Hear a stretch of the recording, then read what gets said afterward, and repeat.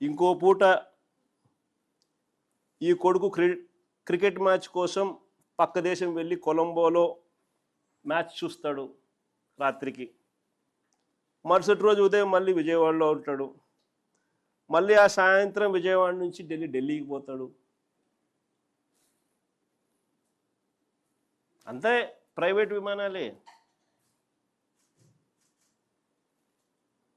దేశంలో బాధ్యతాయుతమైన పదవుల్లో ఉన్న వాళ్ళు ఇలా జల్సాలు చేసిన సంబరాలు ఎక్కడైనా ఉన్నాయా? కొలంబోలో మ్యాచ్ ఆడుతా అంటే ఈయనకేం స్వామి, నాకు అర్థం కాదు.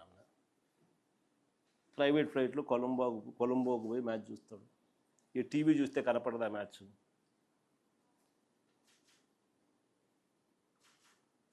సరే, క్రికెట్ అభిమానివే అనుకో, టీవీ చూస్తే కనపడదా? నేను కూడా నిన్న టీవీలోనే చూసినా. రాష్ట్ర ఆదాయాలు ఎలా పెరుగుతాయి? ఇక రాష్ట్ర అప్పుల విషయంలోకి వస్తే మళ్ళీ అవే గోబెల్స్ ప్రచారాలు. చంద్రబాబు నాయుడు గారి నైజం నిజంగా కుక్కతోక వంకరే.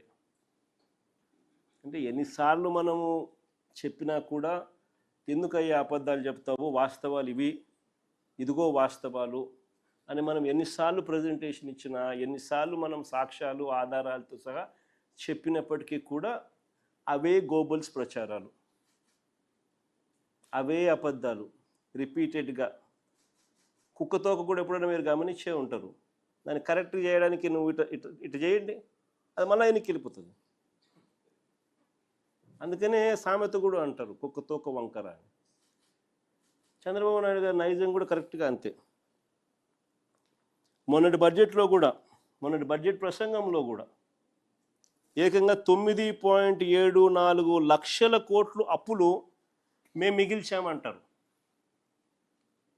బడ్జెట్ ప్రసంగంలో వీళ్ళన్న మాటలు